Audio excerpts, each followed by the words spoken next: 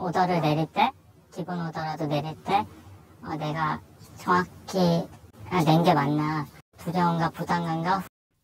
어떻게 보면은 합법이 불법이기 때문에 대놓고 떳떳하지가 못한 거예요. 잘한다고 해도 자괴감이 들 수밖에 없죠, 아무래도. 자, 지금 들으셨습니다만 아까 뭐 전문의도 상당히 걱정이 된다 이런 얘기를 했고 피해 간호사들, 당사자들도 이거 상당히 불편하다 이렇게 얘기합니다. 정작 또 다른 간호사들도 피해 간호사가 아닌 간호사들도 좀 불안해요 이렇게 얘기를 하고 있는데 그럼에도 불구하고 피해 간호사 수는 계속 늘고 있다. 이거 왜 그런 겁니까?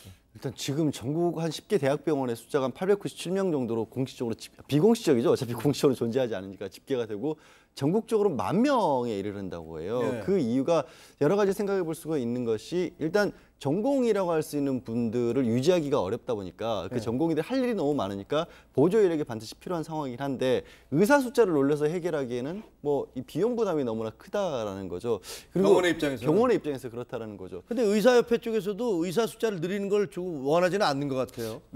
왜냐하면 이게 의사 숫자가 늘려다거나 이제 PA 간호사 일을 정식으로 하시는 분들은 차라리 PA라는 것을 조금 전에 얘기하신 것처럼 공식적으로 인정을 해달라는 입장인데 그게 의사협회에서는 여러 가지 생각이 드는 게 첫째 그렇게 될 경우에 의사들이 기본적으로 가지고 있는 권한이 배분이 되는 형식이 될 수가 있다라는 거고요. 예. 그다음 두 번째로는 이 직역 자체가 이 어정쩡한 유령 같은 존재다 보니까 시키는 일 자체가 굉장히 많은 겁니다. 그러니까 의사들 입장에서는 일종의 그레이 존이 되기 때문에 뭐 개인적인 일을 할 수도 있는 거고 사실 미국 같은 경우에는 진료 보조라든가 간단한 시술 보조를 하는 정도로 딱 정확하게 내려가 있는데 여기는 진료 처방까지도 한단 말이에요. 그러니까 지금 양쪽 입장이 다 다르고 그걸 해결하기 위해서 방법으로 제시하고 있는 또 의사협회에서는 이제 수가를 올려가지고 그러면 전공의들을 어쨌든 늘린다거나 아니면 뭐 근무 시간을 정해놓은 상태에서 교대할 수 있는 사람이라도 많이 확충을 해주면 이게 줄어든다고 하는데 이 해결 방법까지도 피해 간호사란 분들하고 의사들하고 좀 엇갈리고 있는 상황입니다. 그렇군요. 지금 뭐 의견이 엇갈린다 했는데 뭐 정말 그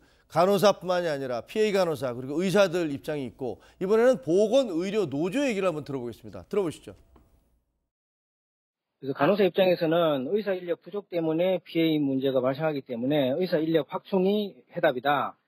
의사 인력 확충을 통해서 풀어야 된다 이런 입장이고 네. 의사협회 입장에서는 의사 인력 확충이 답이 아니다 네. 이런 입장이라서 많이 갈리고 있거든요. 단순하게 뭐 숫자만 늘려서 해결되는 문제가 아니고 네.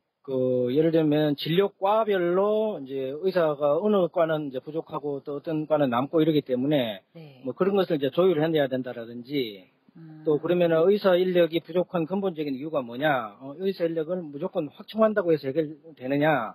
의사 인력 부족 문제를 해결하려면은 그 기피과가 생기는 거고 그 기피과에는 적정 어떤 수가가 보장되지 않기 때문에 발생하는 문제이기 때문에 보건복지부는 그와 관련해서 뭐 구체적으로 어떤 정책을 결정한 사항이 없죠. 그냥 손 놓고 있는 거죠 지금. 자, 지금 저렇게 의견들이 다 갈리는데 보건복지부는 손 놓고 있다. 저렇게 얘기를 하고 있는데 아니 어떻게 보면 환자들의 입장에서는 그동안에 전문의한테 수술을 받는 줄 알았는데 나중에 마취하고 난 다음에는 인턴들이 들어가서 뭘 했대더라 이런 소리도 들리고요. 그러니까 물론 뭐 추정이긴 합니다. 최근 들어서 의료사고 가운데 가장 비일비재한 게 의료 봉합하고 난 다음에 거즈가 들어가 있더라. 그리고 네. 이제 수일 지나고 난 다음에 그 통증 때문에 병원을 다시 방문해서 알려지는 경우가 있는데 물론 이런 게 전부 다 피해 간호사의 문제는 아니지만 네. 적어도 이 문제의 핵심은 비용이거든요. 네, 비용이죠. 결국. 그렇습니다. 결국 비용인데 의사들은 자기 밥그릇 때문에 의사수를 더 늘리려고 하지 않습니다. 지적하셨던 것처럼. 그리고 피해 간호사는 만에 하나 그런 법정 분쟁이 났을 경우에 봉합사고가 났을 때 책임은 다 자기가 지게 됩니다. 그러다 보니까 일은 의사처럼 하지만 월급은 간호사 수준처럼 받고 있다는 문제가 제기가 되는 거고요.